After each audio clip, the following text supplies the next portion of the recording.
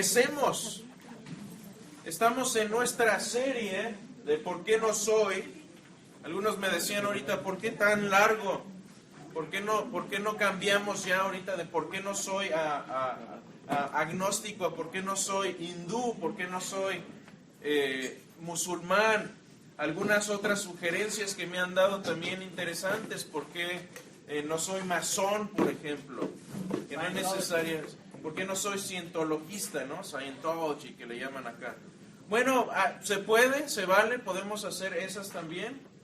Me voy a documentar y los vamos a presentar. Si se les ocurre otra, lo hacemos, pero ahora estamos viendo por qué no soy agnóstico. El agnóstico, hemos repetido, ¿ya saben qué es un agnóstico? Ok, nos lo brincamos. Es el que dice, no creo que Dios exista, pero no estoy seguro. Y no voy a afirmar que Dios no existe, pero no estoy seguro si sí o si no. Hemos estado sopesando evidencia. Si se ha perdido, si ahorita se siente un poco perdido, toda esta información está en línea. Búsquenla en línea, búsquenme en el tablero que está ahí está la información de la clase. Estamos en Facebook, tenemos el canal de YouTube donde se sube todo esto. Ahí estamos. Les comparto que mucha gente que nos ve, gracias también porque nos están poniendo comentarios, nos están viendo, les gusta la interacción también con ustedes, con la clase, así que hagan preguntas, buenas preguntas. No, siempre son buenas preguntas. Y bueno, sigamos, vamos a seguir sopesando esta evidencia. Un recorrido rápido de lo que hemos visto hasta ahora.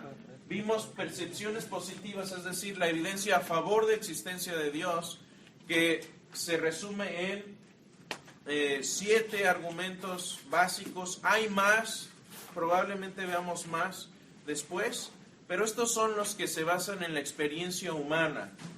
¿Por qué existe el bien y el mal objetivos? ¿Por qué existe la belleza? ¿Por qué existe la justicia? ¿Por qué es importante? ¿De dónde viene ese sentido de justo e injusto? ¿De dónde viene este concepto de dignidad y de honor? ¿De dónde viene este valor que damos a la humanidad por sobre los animales? Las plantas están vivas también, ¿sí o no? ¿Por qué valoramos más a un humano que a una planta? ¿Qué decimos? Se nos murió una plantita. Uy, qué pena. Bueno, cenemos. ¿Por qué valoramos a la humanidad de manera especial? ¿Por qué tiene sentido la vida? ¿Por qué tiene significado? ¿Y por qué a veces no cumplo yo con mis propias expectativas? ¿Cómo explica eso el ateísmo una visión sin Dios o una visión con Dios? Y ahora estamos viendo estas otras perspectivas de por qué existe el sufrimiento. Yo les platicaba la vez pasada, si yo fuera ateo, este sería el argumento que yo usaría contra la existencia de Dios. Yo creo que es la carta más fuerte que ellos tienen, pero vamos a ver que cuando pensamos en esto a profundidad, cuando pensamos en el problema del mal, en el sufrimiento, en realidad se voltea la tortilla. El argumento se vuelve un argumento en contra de una cosmovisión sin Dios y se vuelve una evidencia a favor de la existencia de Dios. Y voy a explicarlo brevemente. Entonces, hoy lo que vamos a hacer es algo un poco especial. También hoy tocaba ver, por ejemplo, también por qué no vemos a Dios. Muchos ateos dicen, yo voy a creer, no voy a creer hasta que se me aparezca Dios y me diga, acá estoy. ¿Por qué Dios no lo hace? ¿Puede Dios hacerlo? ¿Por qué no lo hace? Sería fácil, ya se acabarían los agnósticos y los ateos, ¿o no? ¿Qué piensan? Sacaría otro argumento y tendríamos a Dios como el de la lámpara. O sea, si haces esto, si haces aquello. O sea, el fin de ellos es no creer. Definitivamente. Están en su posición de no creer. Veíamos el video la vez pasada donde estaba argumentando el doctor Craig con un amigo ateo en un debate y finalmente dice, bueno, yo creería en la resurrección si hubiera habido una cámara ahí y si hubiera habido esto y lo otro y luego dice finalmente, bueno, Yo creería si se me aparece Dios y empieza a temblar el piso y una voz y esto y lo otro, y le dice Craig, ¿no pensarías más bien que tuviste una alucinación? Porque eso, siempre hay un pretexto, siempre hay una buena excusa, o mala, en este caso.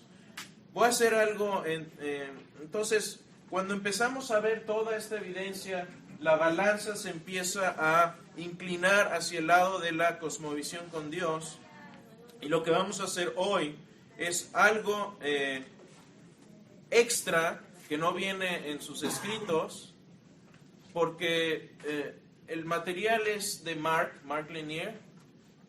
Yo tuve como mentor en la universidad, lo tengo como mentor aún como amigo a un profesor que es el Dr. Clay Jones. Y el Dr. Clay Jones se ha dedicado a estudiar el problema del mal y del sufrimiento en los últimos 40 años. Es a lo que se dedica, es su profesión dentro de la universidad. A eso se dedica a investigar. He tenido la buena fortuna y la bendición de tenerlo como maestro, y esto es mucho material de él. Hice como un collage de información, y bueno, ustedes verán si les convence o no. Pero hoy vamos a ver este problema del sufrimiento, y lo que voy a hacer hoy es combinar por qué no vemos a Dios y por qué existe el sufrimiento, porque están relacionados. Mark los trata de manera aislada, yo los voy a fusionar. Tiene relación por qué no vemos a Dios y por qué sufrimos. Y ahora vamos a ver por qué. Permítanme empezar con este relato que es muy agudo, es de un hecho real que sucedió durante la Segunda Guerra Mundial en un campo de concentración durante el Holocausto. Y este es un relato de Elie Wiesel, que estuvo en un campo, es un judío que estuvo en el campo de concentración de Auschwitz. Y sucede que la noche anterior unos reos, reclusos dentro del campo de concentración se habían tratado de huir. Y esto es lo que sucedió al día siguiente. Escribe él: ahí, ante la huida de unos reclusos, otros 3, 2 adultos y un niño, elegidos arbitrariamente, fueron condenados a ser ahorcados. 2 hombres y un niño. Los mandos del campamento se negaron a ser de verdugos, es decir, los mismos judíos que habían puesto como oficiales se negaron a ser de verdugos. 3 hombres del servicio secreto aceptaron hacer este papel, es decir, de la SS, de los nazis. 3 cuellos fueron en un momento introducidos en 3 lazos. ¡Viva la libertad!, gritaron los adultos, pero el niño no dijo nada. ¿Dónde está Dios? ¿Dónde está?, preguntó uno detrás de mí. Las 3 sillas cayeron al suelo, nosotros desfilamos por delante, los 2 hombres ya no vivían, pero la tercera cuerda aún se movía. El niño era el más liviano y todavía agonizaba retorciéndose en la horca. Esto sucedió durante más de media hora. Detrás de mí oí el mismo hombre que preguntaba: ¿dónde está Dios ahora? Y dentro de mí una voz que me respondía: ¿que dónde está? Está ahí, colgado de la horca. Es interesante que los ateos del siglo pasado tomaron este recuento para anunciar la muerte de Dios y dijeron: Dios está muerto. El holocausto no debió haber sucedido. ¿Dónde estaba Dios donde sucedió todo esto?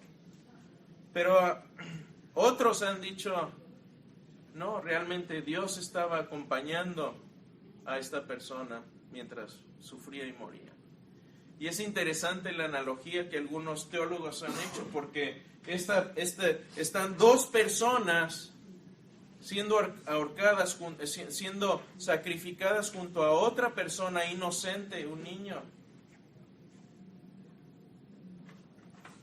Y los 2 primeros mueren inmediatamente y el otro sigue agonizando. ¿Tiene ecos con la cruz esto, sí o no? pues veamos un poco, decíamos, ¿por qué entonces Dios? Fíjense, si podemos contestar esta pregunta acerca del sufrimiento, creo que el caso queda cerrado. Y la pregunta es, ¿por qué dejó Dios morir a Anita de leucemia?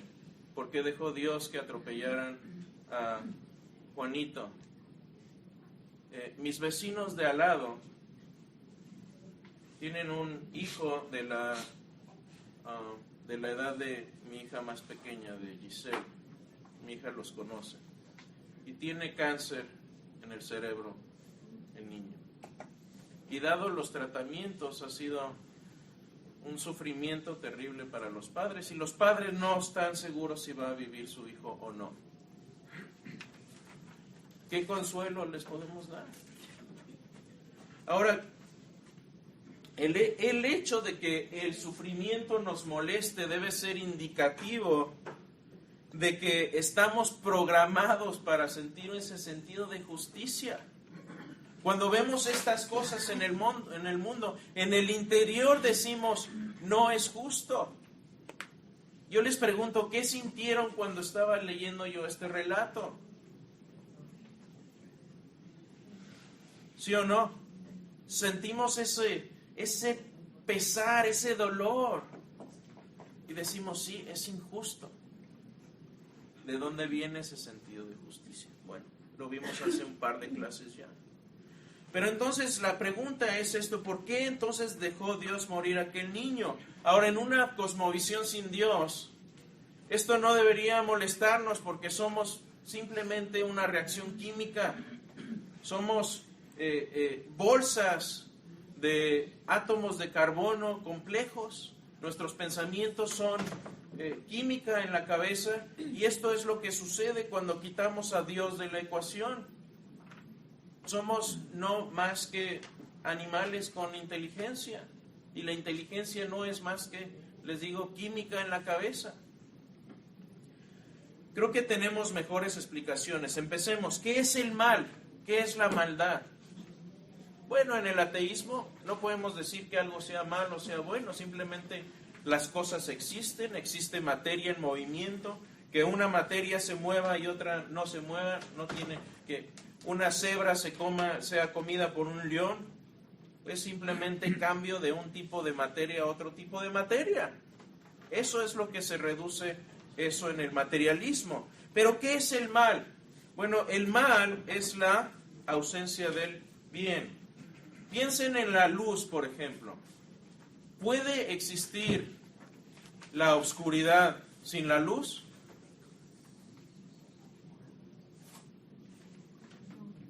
A ver, tómense un cafecito. Vamos a echar esas neuronas a trabajar.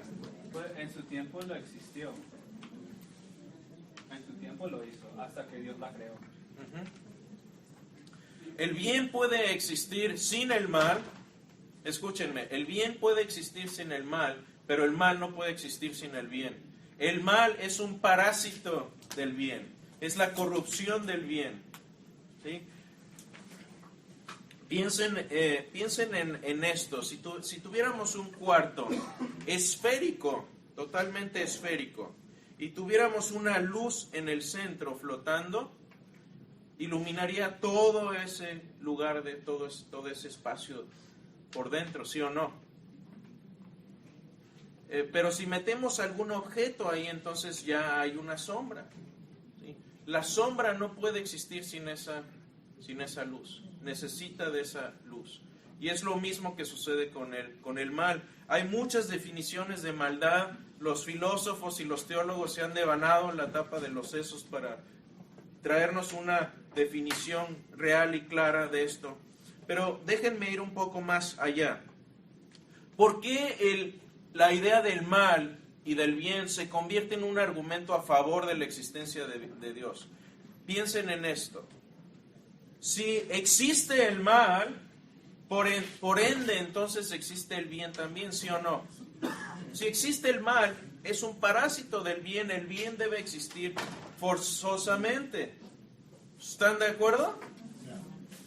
Si existe el bien, debe existir una ley moral. Cuando decimos eso está mal, es porque se violó una ley moral. ¿Sí o no? Si hay una ley moral, debe haber un legislador moral. No existen leyes simplemente así nada más. Debe haber alguien que puso esa ley ahí. Y si existe este legislador moral, Dios existe. ¿Quién más va a poner estas leyes en nuestro corazón?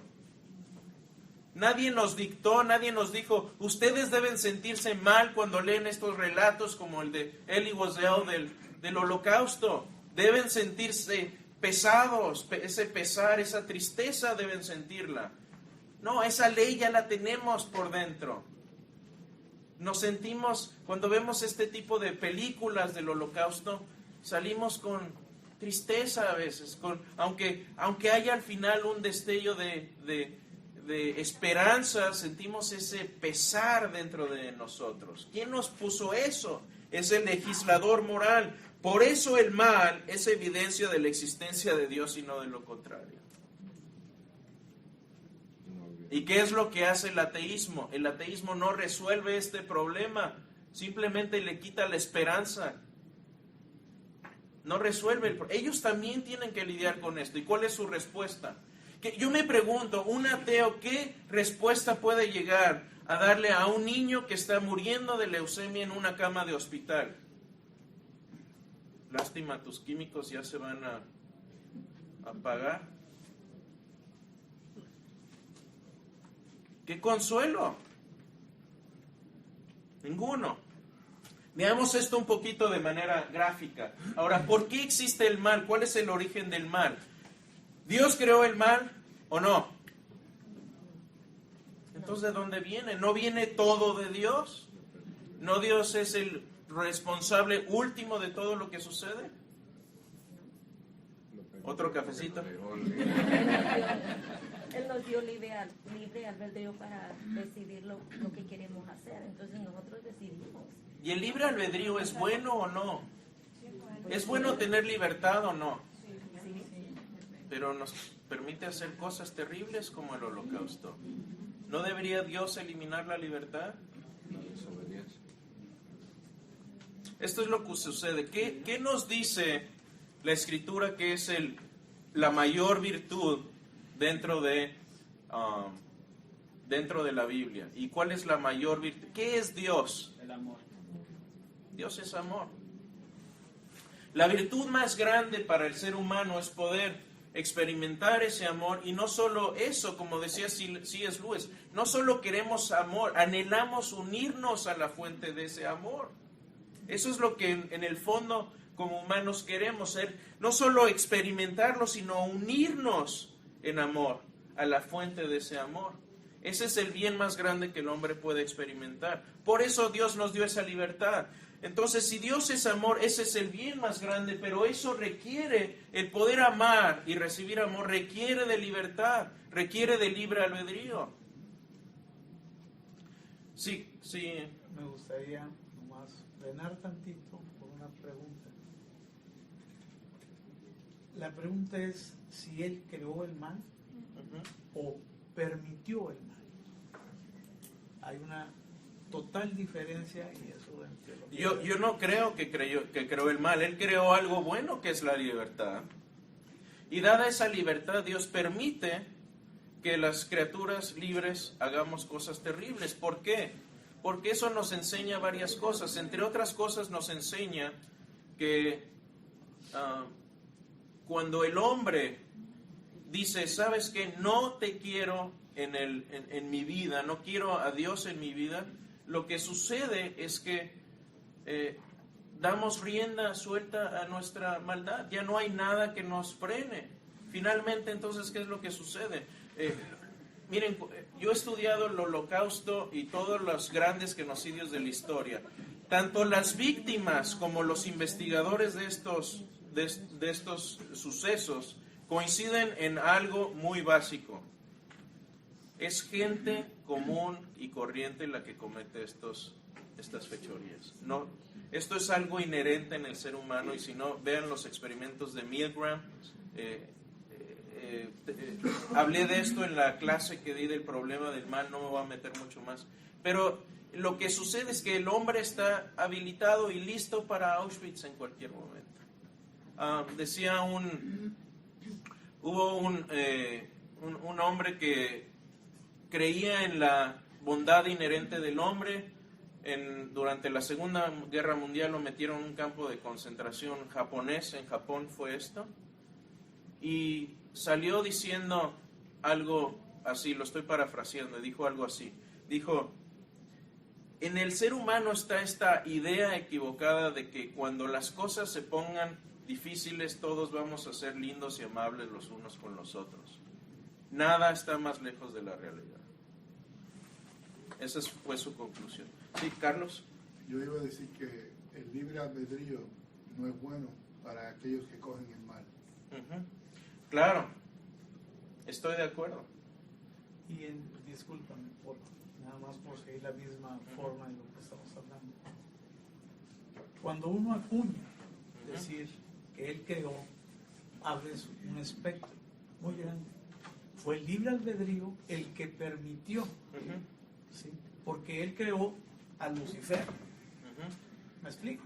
Sí, pero la libertad, que lo entendemos, el libre albedrío fue su grande amor hacia nosotros, y eso es lo que ha sucedido en cuanto a la decisión del bien y del mal.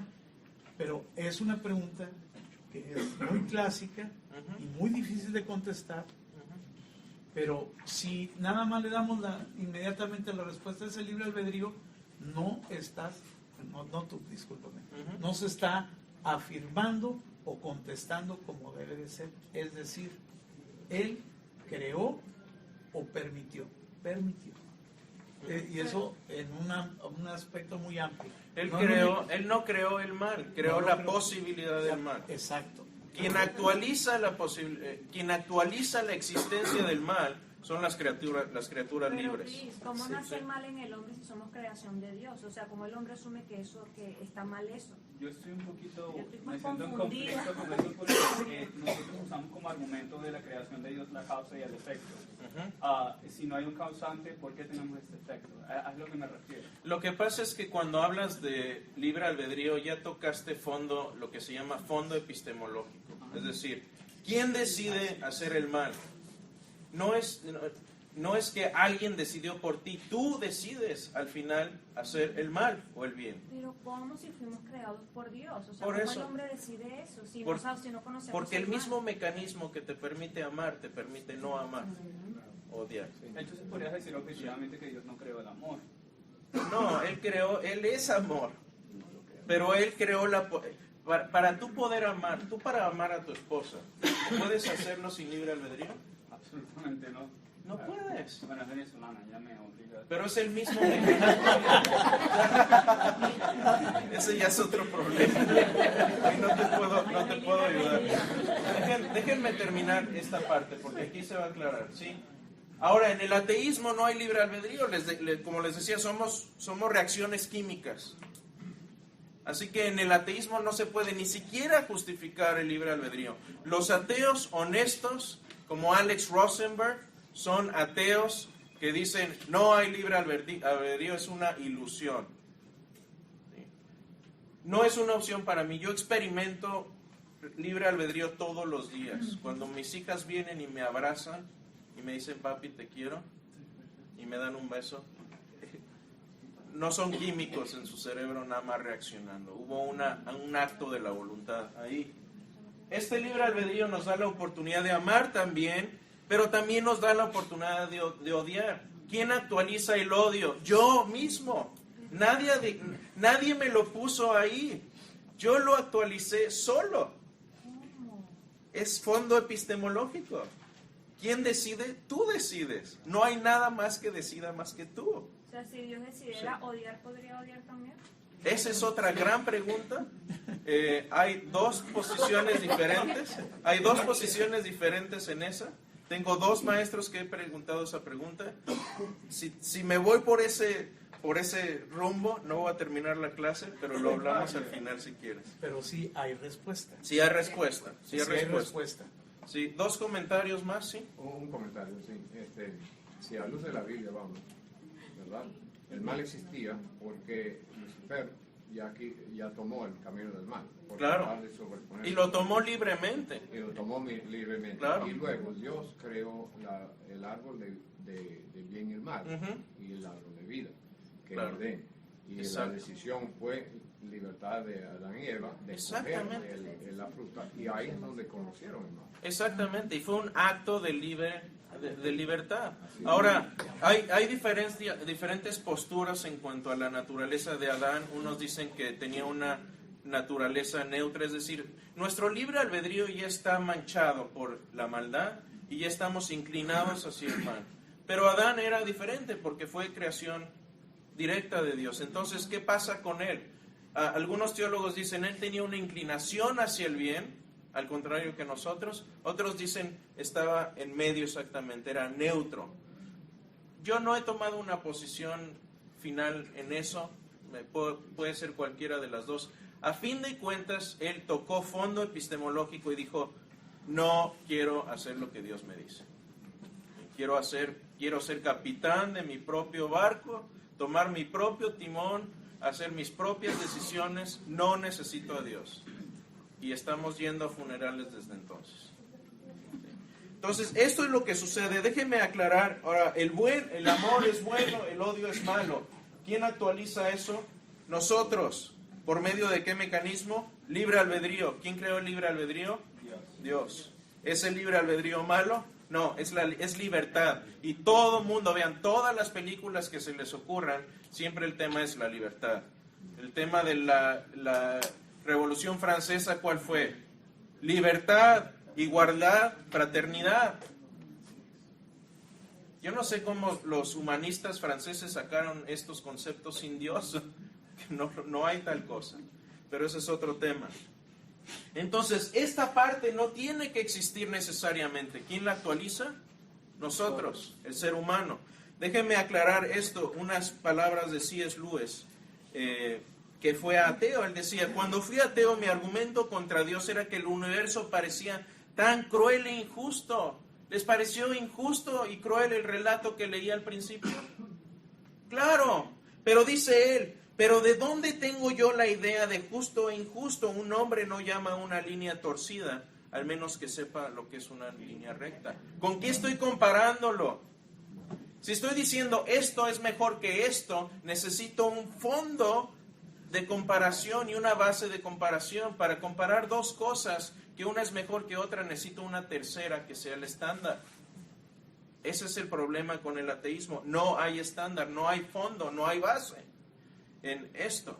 Seguimos con C.S. Lewis, decía acerca del libre albedrío. Dios creó cosas que tenían libre albedrío. Esto, Jenny, tu pregunta. Esto significa criaturas que pueden actuar bien o mal. Algunos piensan que pueden imaginar una criatura libre, pero sin posibilidad de actuar mal. Yo no puedo. Y yo tampoco. Si algo tiene libertad de ser bueno, también tiene oportunidad para hacer el mal. Y el libre albedrío es lo que ha hecho posible el mal. ¿Por qué entonces les dio libre albedrío? Porque el libre albedrío, aunque hace posible el mal, es también lo único que hace posible cualquier amor o bondad o alegría dignos de tenerse. La felicidad que Dios destina a sus criaturas superiores es la felicidad de estar unidos a Él entre sí, libre y voluntariamente, en un éxtasis de amor y deleite comparado con el cual el más extático amor entre un hombre y una mujer en esta tierra es pura leche y agua. Para eso tienen que ser libres. Esto es uno de los más grandes escritos, yo creo, de C.S. Lewis. Y creo que tiene razón. Más aún, el Dr. William Lane Craig, posiblemente el apologista más eminente en nuestros tiempos, dice esto: una razón por la que el problema del mal y el sufrimiento es algo tan confuso es porque tendemos a pensar que la meta máxima del ser humano es la del ser feliz en este mundo. Pero en la perspectiva cristiana esto es falso. La meta del hombre no es la felicidad, sino el conocimiento de Dios. que finalmente trae una verdadera y duradera realización. Permítanme decir algo.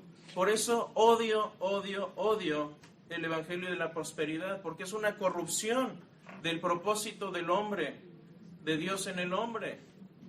Nos convierte en máquinas de hacer felicidad y bendición aquí, y la bendición ya la recibimos con la vida eterna.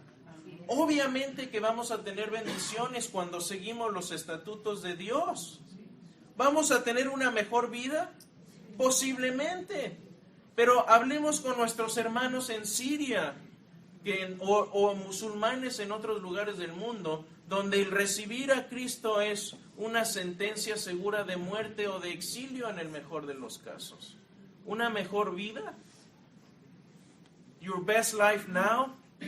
¿De veras? Eso no es lo que vino a hacer Cristo. Cristo vino a darnos vida eterna y libertad. Perdón. ¿Alguien levantó la mano?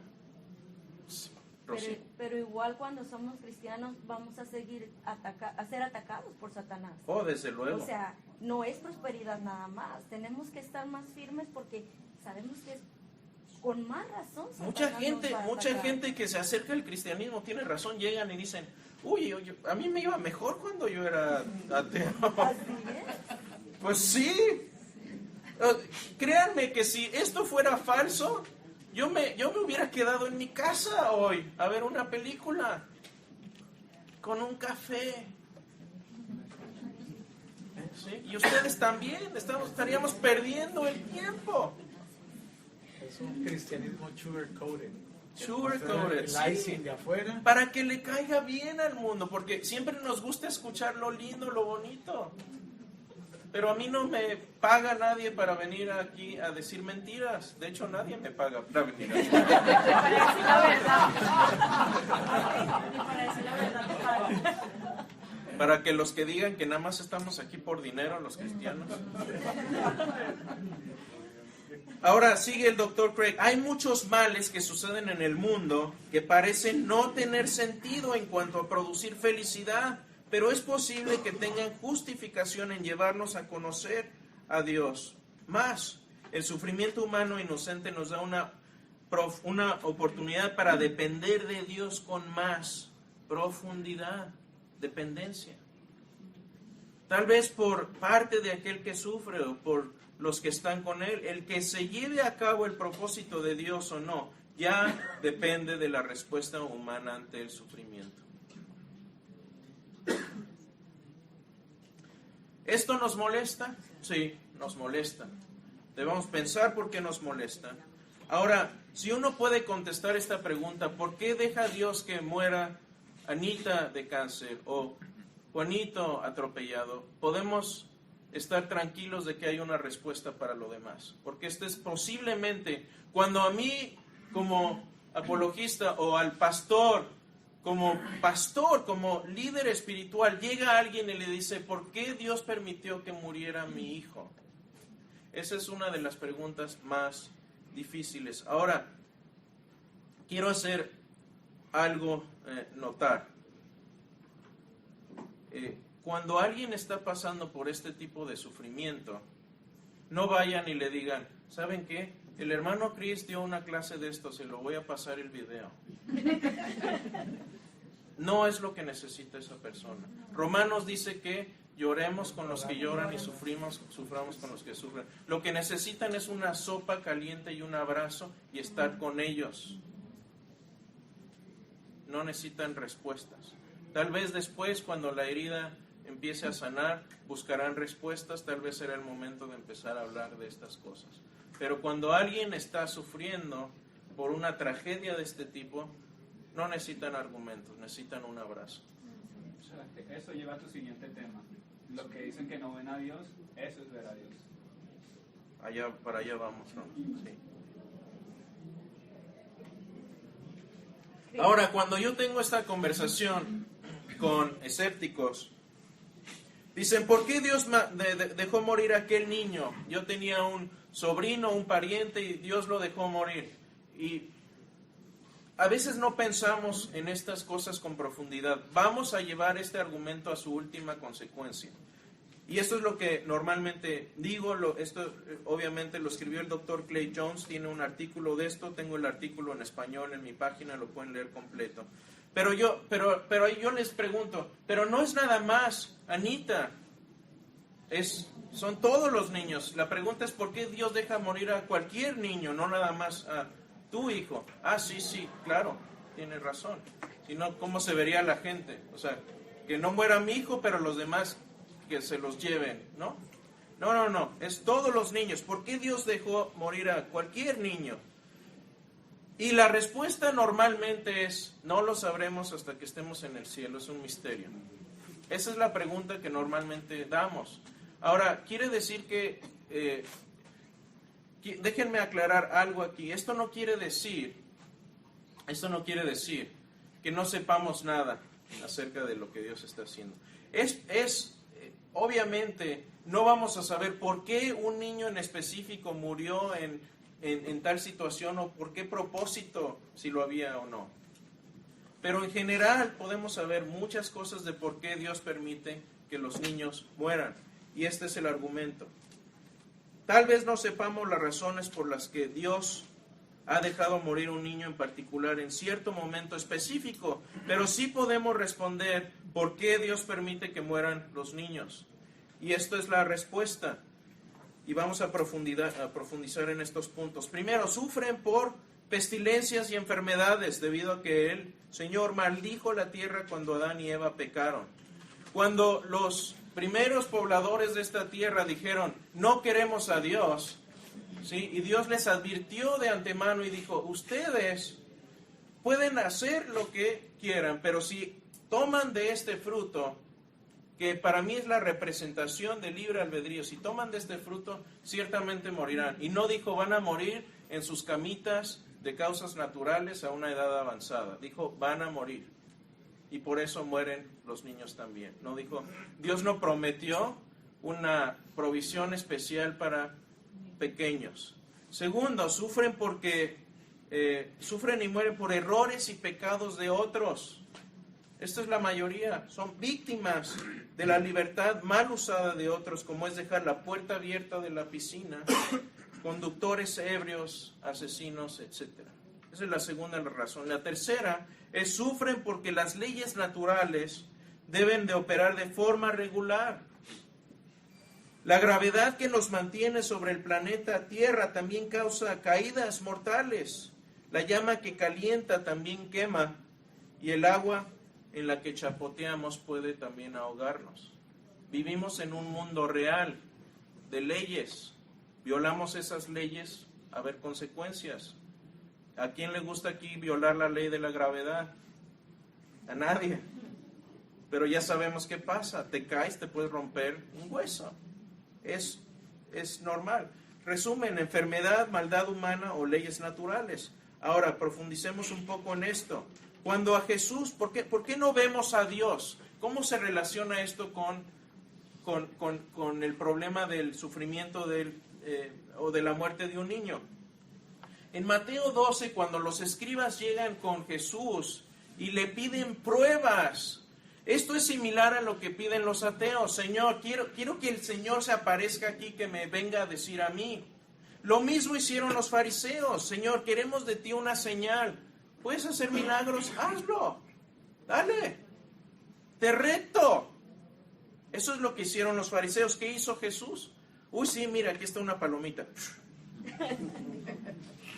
Para que crean, por favor, crean en mí. ¿Fue esa la reacción de Jesús? No voy a poder dormir si ustedes no creen. No. Esto fue lo que les dijo, una generación perversa y adúltera demanda señal y ninguna señal, ningún milagro se le dará sino la señal de Jonás. ¿A qué se refiere? A la resurrección. ¿Tenemos evidencia de la resurrección? Mucha, he hablado del tema y hay mucha evidencia de la resurrección. Ahora, fíjense en esto, importante, Él nos da suficiente evidencia de su existencia para que aquellos que quieran creer tengan su creencia justificada, pero no demasiada evidencia que cause a aquellos que no quieren creer a tener que fingir lealtad a Dios. Si se aparece Dios, ¿qué pasaría? Pues ahora ya tengo que creer a fuerza. No me quiero someter, estoy teniendo una relación ilícita acá, estoy robando por acá, pero tengo que hacerlo porque existe Dios. Esto, y una lealtad fingida, ¿qué es? Es una rebelión en potencia. Una lealtad fingida es una rebelión en potencia. Isaías escribió, dice, en verdad tú eres un Dios que te ocultas, oh Dios de Israel Salvador. Fíjense, un mundo repleto de milagros disminuye la significancia de nuestras acciones y obligaría al rebelde en su lugar a fingir lealtad. Por eso Dios está oculto. Tenemos suficiente evidencia de que está ahí, pero no evidencia tan obvia que el rebelde vaya a decir, ahora tengo forzosamente que aceptar su existencia aunque no me guste. Eso no es lo que quiere. Dios no quiere un autómata que diga, sí, no me quedo de otra. Quiere gente honesta que le ame. Richard Swinburne, uno de los grandes teólogos del siglo pasado, dice, si Dios permite que obtengamos conocimiento por medio de la experiencia y sobre todo nos permite escoger si queremos obtener conocimiento del todo de las consecuencias de nuestras acciones, entonces ese conocimiento que necesitamos, si vamos a tener libertad para escoger entre el bien y el mal, entonces Dios necesita permitir males naturales que ocurran de manera predecible como consecuencia de procesos naturales. El saber que nuestros hijos se pueden enfermar, que pueden caerse, que pueden sufrir, ¿qué nos hace? Responsables. Nos hace mejores padres. Ahora mi esposa está de viaje, ¿qué voy a tener yo que hacer? Trabajar tiempo completo, levantarme media hora antes a prepararles el desayuno y el lunch, trabajar media hora antes. Bueno, les compré algunas cosas, ¿no? Pero nos hace más responsables. Yo no puedo agarrar y decir, me voy de vacaciones ahora que mi esposa está de misiones, iba a decir otra cosa, ¿no? Está de misión. No puedo agarrar y decir, me voy de vacaciones a Cancún. Las niñas, no, Dios las cuida, no pasa nada.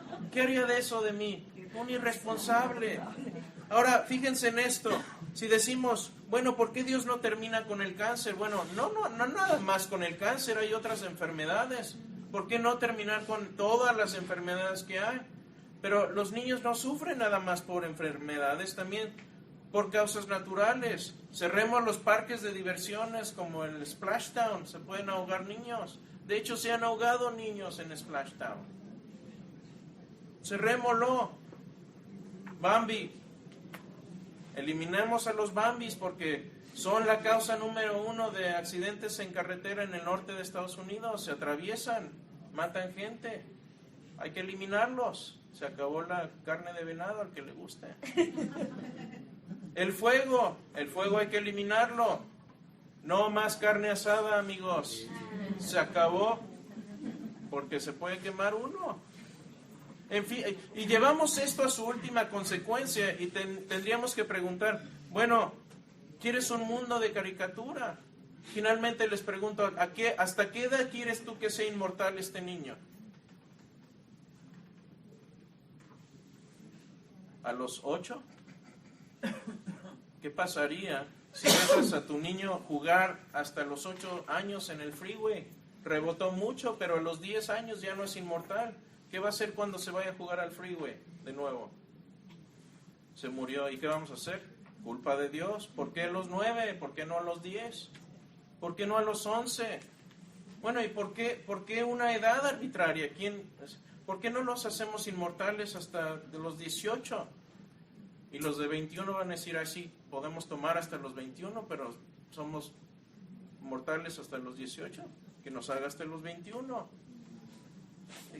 Y queremos llegar a un mundo de juguete. Ahora, ¿cómo podría evitar Dios que mueran estos niños? A lo mejor miles de milagros al día. O a lo mejor miles de providencias o coincidencias al día. Mira, se cayó, pero siempre que se cae, cae en la pajita. Eventualmente, dice el Dr. Clay Jones, dice, incluso la persona más torpe se daría cuenta eventualmente de que hay algo en el universo que evita que los niños sean lastimados.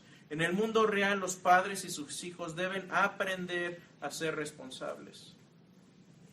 Por eso Dios está oculto. Es parte del respeto y de nuestra libre elección. Si no, ya no sería libre. ¿Se dan cuenta de eso? De la relación entre estas dos cosas. ¿Existe algún bien que pueda surgir de un mundo donde los niños mueren? De la muerte de los niños, este es un punto muy importante. Si se va con una cosa de hoy, váyase con este pensamiento. De la muerte de los niños, ya sea de otras personas o los nuestros, aprendemos que no podemos centrar nuestra felicidad definitiva en este mundo. Eso es lo que aprendemos. El sueño americano que podemos tener nuestros hijos, verlos crecer, graduarse, terminar sus carreras, casarse con buenos cónyuges, tener hijos maravillosos y por medio de esos hijos y los hijos de sus hijos obtener un cierto sentido de inmortalidad, queda por siempre en peligro. No me gusta esto. No me gusta. Tengo 2 hijas, una está aquí. Quiero que tenga una vida con un buen cónyuge, que tenga hijos maravillosos, una gran carrera, y por eso estoy trabajando. Pero no hay seguridad, porque estamos en un mundo caído. No hay nada en este mundo que sea seguro, incluyendo lo que la mayoría ama más en el mundo, sus hijos. En su lugar debemos tornarnos hacia Dios para obtener una satisfacción completa y eterna. Nuestra esperanza no está en este mundo. Nuestra esperanza es eterna. Es mucha mejor esa esperanza.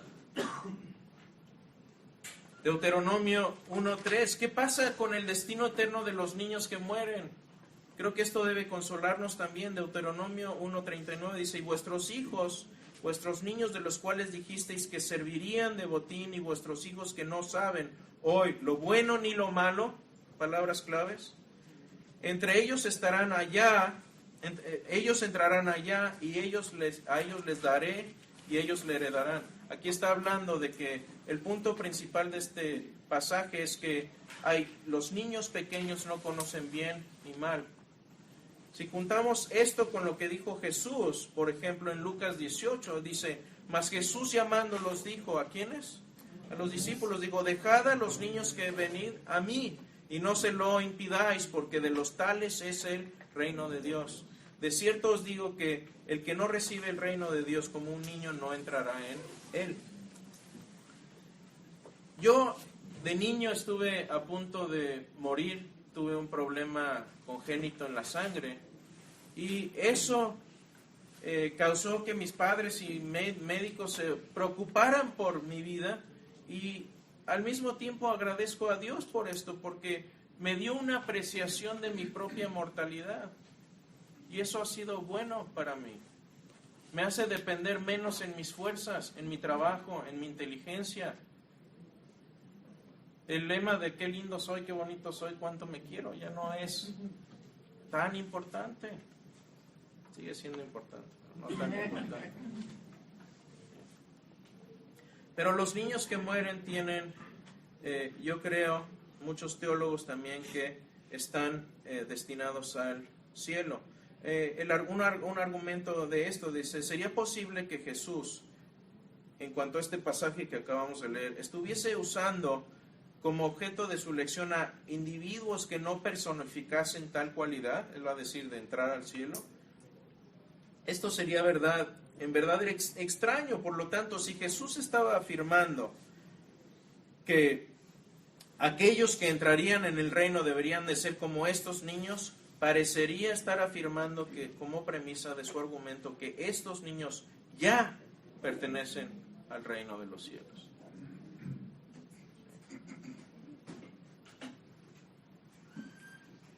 Dr. Clay Jones concluye con esto. Dice, algunos consideran el hecho de que Dios permite a los niños morir o sufrir como una mancha en su carácter, pero cuando vemos los problemas de un mundo en que los niños no pueden ser dañados o morir, nos damos cuenta de de parte del plan maestro de lo que Dios hace para preparar a los humanos para la vida eterna. Podemos adorar y confiar en un Dios que es más sabio que nosotros. Muchos cristianos que he conocido y que han perdido hijos toman consuelo en saber que debido a Jesús, Dios sabe lo que es el perder a un hijo. Y Él promete que habrá un mundo en el que ya no habrá muerte, ni duelo, ni clamor, ni dolor, porque las primeras cosas han pasado. Contestando la pregunta de Elie Wiesel, ¿dónde estaba Dios? ¿Dónde estaba Dios cuando estaba pendiendo ese niño de la horca? Déjenme responder. ¿Qué clase de Dios permite el mal? Respuesta: un Dios que mandó a su Hijo en rescate por ti. Un Dios que un día terminará con el mal en el mundo, pero no lo ha hecho porque tú y yo somos parte de ese mal. Si Dios quisiera eliminar todo rastro del mal, tendría que empezar contigo y conmigo. Un Dios que resucita a los muertos, ese es el tipo de Dios en el que yo creo. Un Dios que ha prometido resucitarte si confías en Él y le entregas tu vida, es decir, un Dios que tiene dominio sobre la muerte. Esta es mi esperanza y espero que sea la tuya. ¿Dónde está Dios? Dios está preparando un hogar para nosotros en el paraíso, sentado en el trono de gracia y moviéndose dentro y entre nosotros, hoy, llevándonos a través de las tinieblas de la muerte a la alegría de la vida eterna.